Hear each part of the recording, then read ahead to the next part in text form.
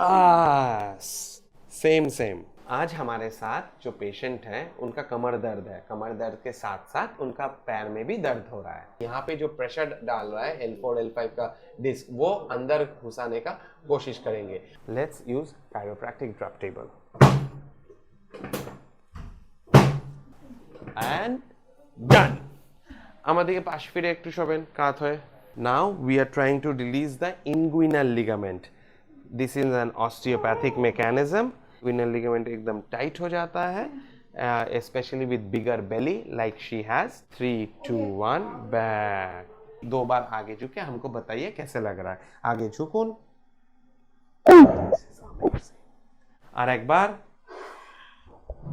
Very good, perfect. She is able to touch the toes.